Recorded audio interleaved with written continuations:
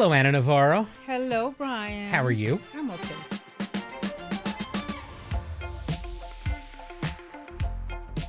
All right, let's talk about some stuff. I mean, this has made it into the Hot Topics meeting 3 days this week, but we haven't made it onto the show. With everything that's going on in the world, what do you make of President Trump taking over the Kennedy Center board? And explain to people what the Kennedy Center is, because I don't think everybody necessarily knows. Okay, well, the Kennedy Center is actually a building, a beautiful building in Washington, D.C. I think it was inaugurated in the 70s, and it is a tribute to John F. Kennedy. You remember he was very much into the arts. He and Jackie, that was one of the things that they did when they were in the White House. There are these annual Kennedy Center honors that honor singers, musicians, actors, artists, people who've made great contributions to the culture of the United States. Billy Crystal, Arturo Sandoval, Gloria Estefan. Gladys Knight. It's just, it's really one of the most terrific nights of the year. There is a board made up of incredible luminaries and people who care tremendously about the arts. This board is made up of people like Shonda Rhimes. I know Gloria Estefan is in the nominating committee. And presidents appoint these people to be the board generally, is that right? Yes. No. Yeah. Presidents do appoint these people. The man who was the current chair, David Rubenstein, is he's like this billionaire who's the owner of the Baltimore Orioles. He's been the chair of this forever and a day. I mean, Republicans and Democrats has done a great job, has contributed over $100 million out of his own pocket, is very respected. They've got the Kennedy Center Honors, which I've been to there, yeah. And you see them on TV. I think they're on CBS, like around Christmas time. Right. And my friend produces them, actually, Jack Sussman. They do the Mark Twain Prize, which Whoopi Goldberg's received. And they do a bunch of different performances throughout the year at the Kennedy Center. It's got a bunch of different stages. They do, I've seen Wicked at the Kennedy Center. I've seen Hamilton at the Kennedy Center. So they put on a bunch of different events throughout the year. Something like 2,000 artists and performances throughout the year. Donald Trump, in his first term, those artists, rejected him and hated him and wanted nothing to do with him. Oh, and there's usually, so the Kennedy Center Honors is in December. And there's usually a White House reception before the actual Kennedy Center Honors, where the people getting the honors go with their families and they get presented. It's a really nice event, small event just for them. Then they go and they do the Kennedy Center Honors. Usually the president and the first lady are up in a box up in a center box. Also the vice president and his or her spouse up in a box.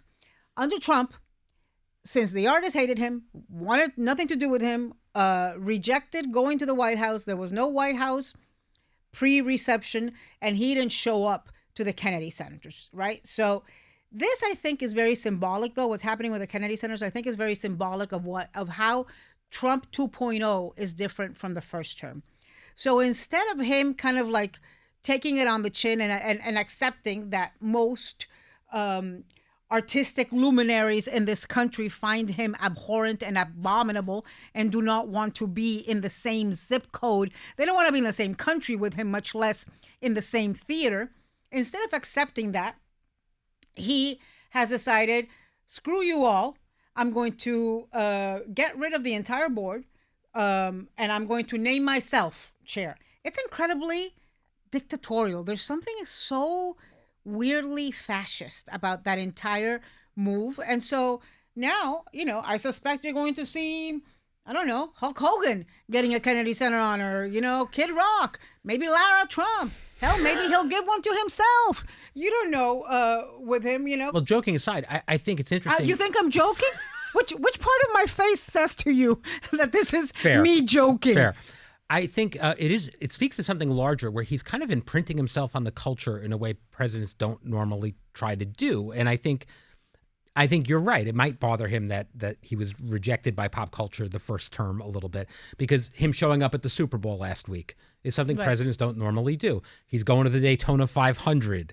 He's and now the Kennedy Center. And it feels like he really wants. I mean, we know popularity is important to him. By the way, cutting government workers and firing government workers supposedly to save money. Each one of these little boondoggles to a sports event cost tens of millions of dollars between the flights, the tickets, Secret Service, Secret Service, the whole thing, and makes it difficult for the people attending already.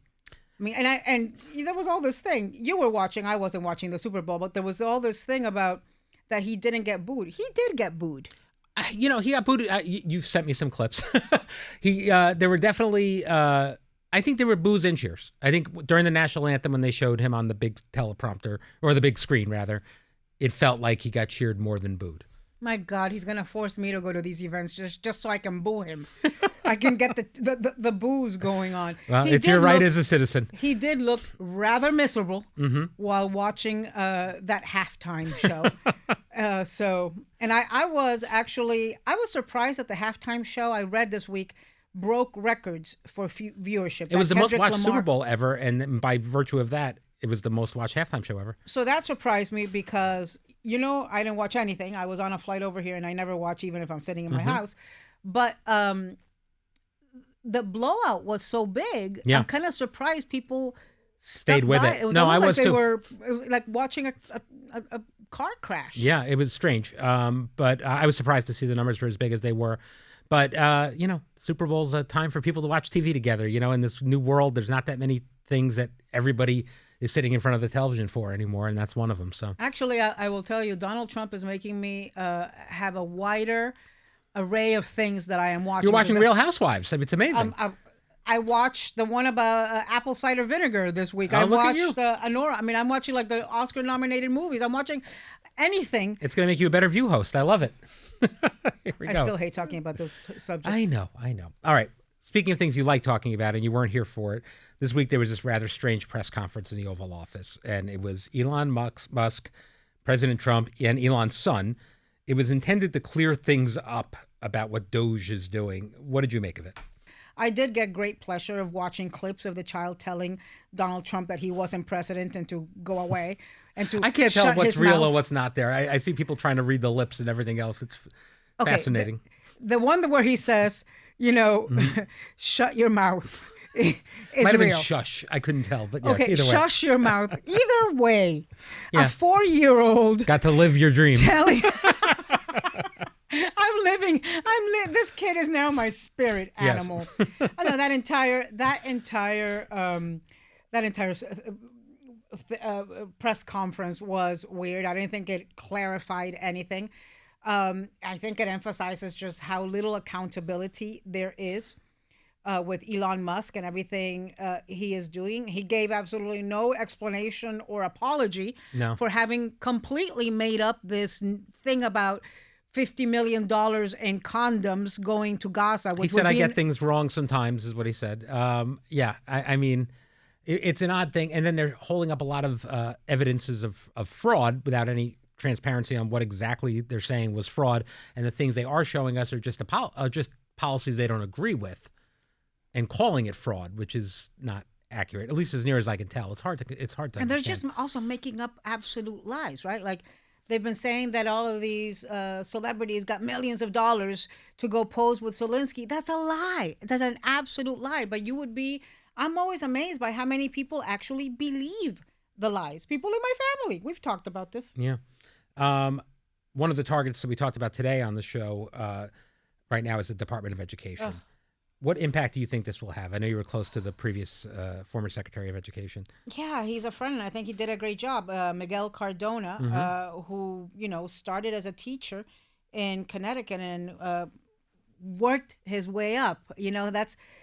It strikes me as how ironic it is that Donald Trump and his minions are always talking against DEI.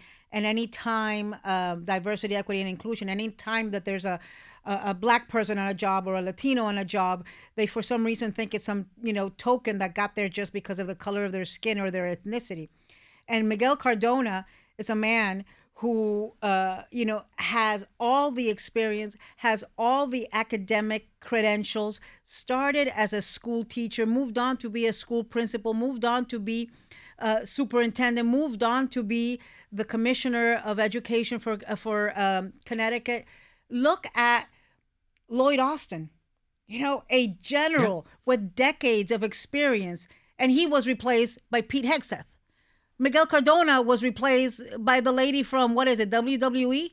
Linda McMahon, yeah. Mm-hmm. Okay, she ran the World Wrestling Federation Between or whatever the hell Hulk it's Hogan, called. WWE's catching a lot of shots today, but yeah, it's What's it called? WWE? World Wrestling Entertainment. Oh, entertainment. Okay. Yes, it was the WWF, but then the World Wildlife Federation sued them, I'm pretty sure.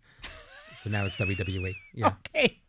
Okay. So if I would say to you, okay, if you want to talk about meritocracy, let's talk about the merit of Miguel Cardona to be Secretary of Education. Let's talk about the merit of Lloyd Austin to be Secretary of Defense.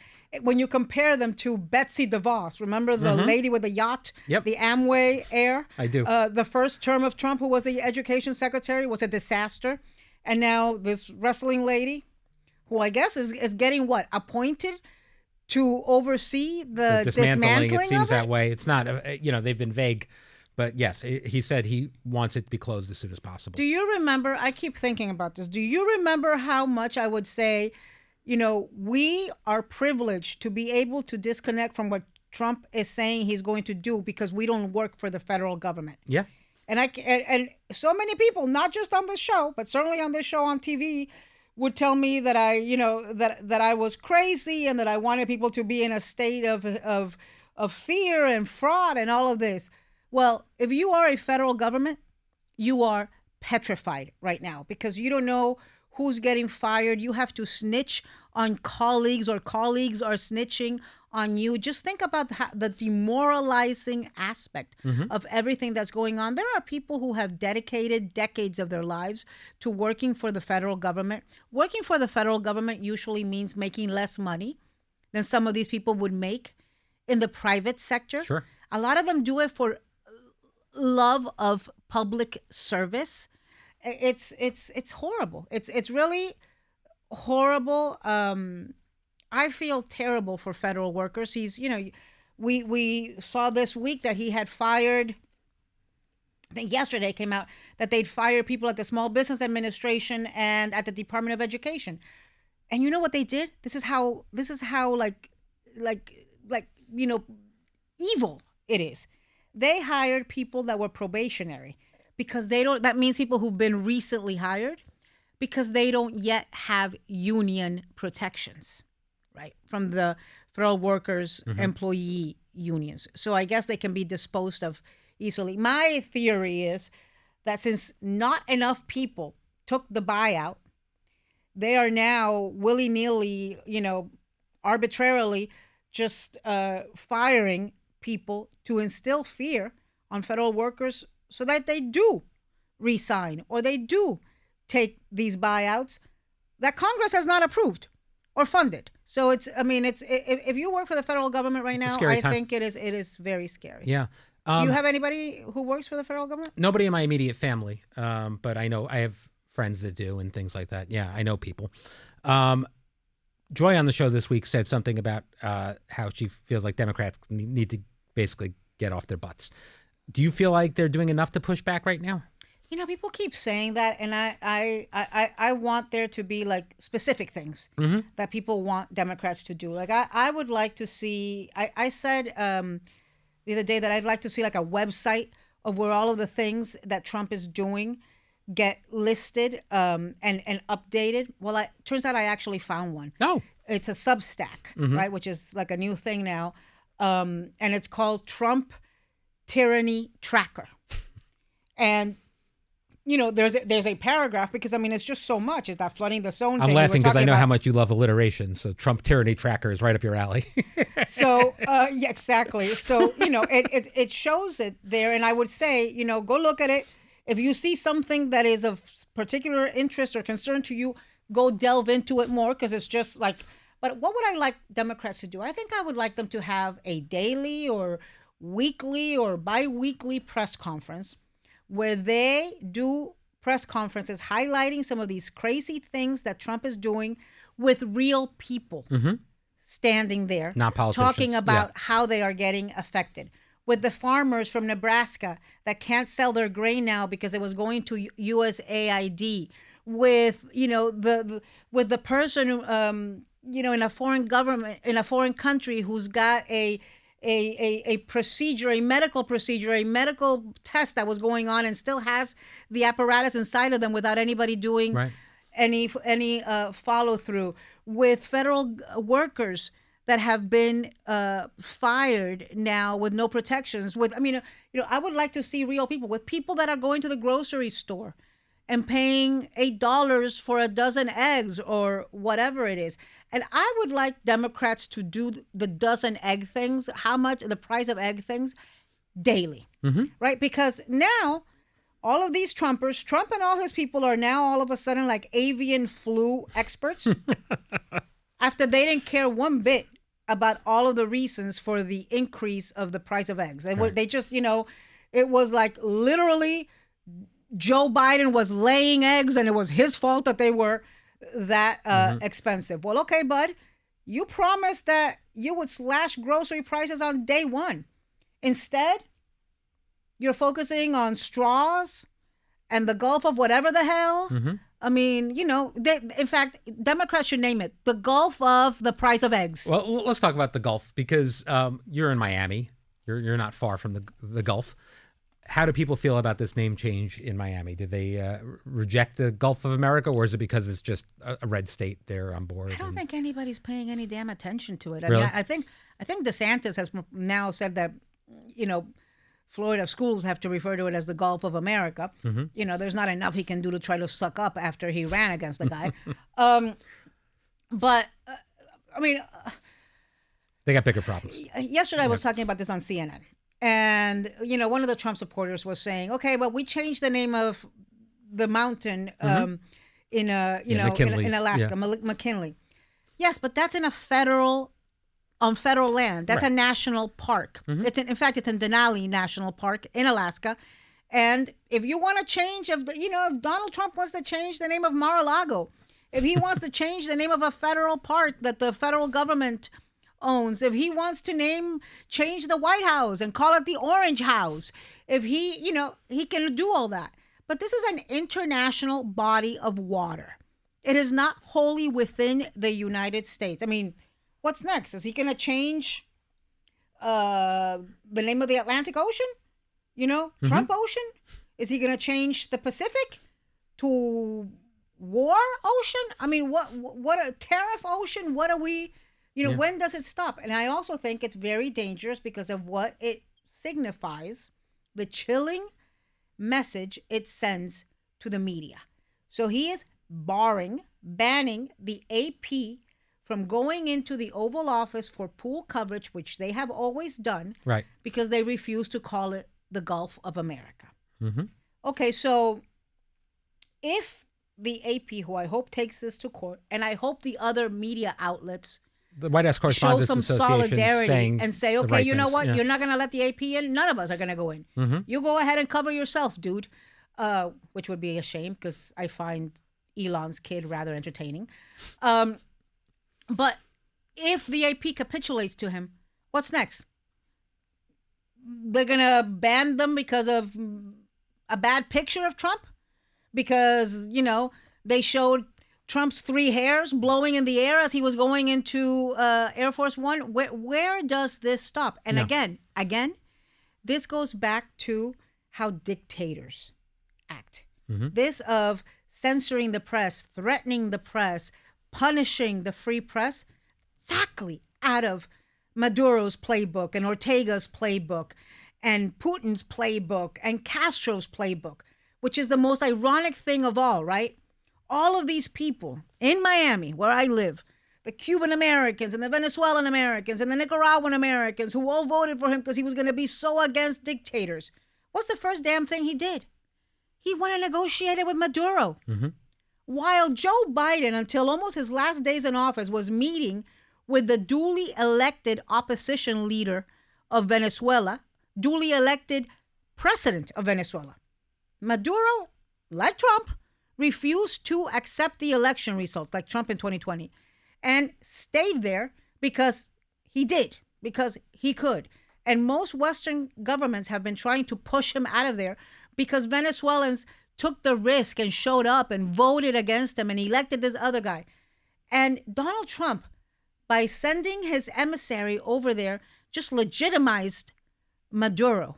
That's why Maduro gave the 6 hostages, because he's so happy that all the pressure on his shoulders to get out of there from the whole world has been lifted, because the United States president just legitimized him. And by sending the Venezuelans in the U.S. back and removing temporary protective status, he's basically saying Venezuela's back to normal. It's no longer a dangerous place. We can now go ahead and deport Venezuelans. And he is not just deporting criminals. He is deporting good, hardworking people. All right. These are important things, but I have unimportant things I wanted to talk to you about too before we go. And we're running a little late here. So let's go through this. You went to the Miami Heat Gala last week. That was very, very cool. I want to hear about it, but I also want to go through some of the texts you and I exchanged on the night of the gala, if you don't mind. Let's see. Hold on. Scrolling through your texts. Even if I mind, you'll do it. Complaining about topics. Is it going to snow? Super Bowl, who cares? Okay, here it is. Here it is. So you called. So this is 8 o'clock on a Saturday night, which you just assume I'm home looking at my phone, which I am while you're at a fancy gala. But very quickly, you start sending me, I'm at the table with somebody. I don't know who it is. Can you look this name up for me? I'm not going to out you necessarily to who it is unless you want to out yourself. But basically, you need facts with the people that you're sitting at the table with. And then next year, if I go next year, I'm taking you. I'd love to come. But this is a glamorous thing. I always assume, I don't know a single Miami Heat player. Yes. But I sound like Mitt Romney when I say this. Yes. I know the owner of the Miami Heat. You do. I know the owner, like Mickey Harrison, and the management, right? Pat Riley and his wife Chris, and Alonso Mourning, and the coach. I love Spoelstra, but I don't know who's playing on the Heat right now. I haven't, and I love the Miami Heat. So I just assume that when I see a really tall person at this gala, they play for the Heat, and they usually do. I'm so old. I remember when Miami Heat players used to look older than me. Now they all look like I could have birthed them. Well, they're young. Well, no, I couldn't have birthed them because they're like 7 feet tall. But ASAP. This is somebody. Tell me who it is. I need to sound smart when I talk to them. Give me something to say. Who is she dating? How do you pronounce this name?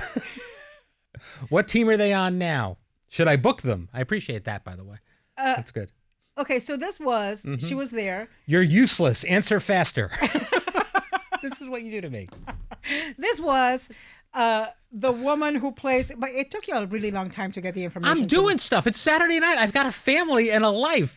Oh, please. You're always in your basement looking I sent you the Wikipedia link. You could have very quickly looked it on that, but no, you want me to parse things out for you. This was, so one of the Miami Heat players, the captain of the team, I think, what's his name? I can never pronounce it right, so I'm afraid to say it. Bam, yeah. Okay. Is dating a WNBA player, but I didn't know if they were dating. Asia. Right. I didn't know if they were dating. They were sitting there, and he had worn her shoes the night before. Yes. And this is so out of my wheelhouse. It's like I sweat when I go to this event because I don't know the name of the players, and I don't know what positions they play, and I don't know what the hell's going on. But I'll tell you why I love the Miami Heat. Yes. For me, it's very simple. The Miami Heat is so invested in the community. Yes. They show up at the children's hospitals. They do all sorts of things for children's summer camps. They show up for the elderly. They show up time and time again for the community. They speak up about voting. They speak up about civil rights. And this has been Heat culture since the very beginning, right? With Alonso and Mickey Harrison. Mickey Harrison, the owner of the Heat, who also owns Carnival Cruise Lines, lives in Miami, right? I hear this all the time from my husband. He gets incredibly frustrated by all of these billionaire owners of teams like the Miami Dolphins, Steve Ross, who parachute in their helicopters and parachute. Right. And then, fly right out and come back to New York or to wherever they live and are not part of the community. And so it comes from the top, right? So the Miami Heat Gala raises funds for the Miami Heat Foundation that has raised like 15 or more $million. Yeah. That goes back into the community. And I love that when a team gets a lot from a community and then they give back. Oh, they're a great organization. It's a great culture there. My point is, I don't even know who owns the Marlins right now. My point is that, you ever watch Veep? No. The show, you never watched Veep? Okay, so Julia Louis-Dreyfus plays That the vice was- president, uh-huh. and she's got Tony Hale, an actor, who sits behind her and whispers in her ear all the time, "This is who you're about to beat. This is what's happening." I am not that guy for you. I refuse to be you that are, guy. because you really are a depository Of useless for, information. Useless, trivial information. If we ever. Yeah. If there's ever a competition of like if I ever have to compete on some big platform on Trivia Pursuit, I'm taking you. Oh, well, I appreciate that. If I went on that show that Rosie O'Donnell used to host, what was it called? Where you got the call? What was Who Wants to Be a Millionaire? Who Wants to Be a It was Millionaire? Meredith Vieira that hosted it. Oh, yeah. Meredith Vieira. Okay, I knew it was a host. And you got like a You get to call a friend. Yes. I would call you. Well, I appreciate that. Because literally, I don't know anybody else who knows as much. And you're just the range. You've got such range, right? I appreciate that. Thank you. Culture. I'm not saying this as a compliment. I think it's a compliment. I'm going to take it as a compliment. Okay. Yeah. Who's gonna win the Oscars? Because I know you're bet. Oh, by the way, did you tell the quarterback of the who? Jalen Hurts? Yeah. Did I bet against him? Yeah. No, I didn't tell him that. I actually did bet that he'd get a touchdown, and I got that right. So that was pretty good. I mean, that's like a. It was a pretty easy bet, but yeah, it paid. No, I think this is not the favorite, but I think it's going to be the Bob Dylan movie that wins Best Picture. This is a long shot, but I think there's a lot of controversy going on. Right now, the favorite is Anora. I think it's too explicit for the older Academy audiences to take. And I think it's going to be the Bob Dylan movie. I know a few people who vote in the Academy who are old, who like Anora. It's a great movie, but it's a great movie. The first 45 minutes are pretty... That's another one I started watching because of Trump. All right. We got to go. We're Goodbye. way over. Thank you very much, Anna Navarro. Tomorrow on the show, we'll be celebrating Valentine's Day. You'll be there. And we'll see you back on Behind the Table next Tuesday. Have a great long weekend.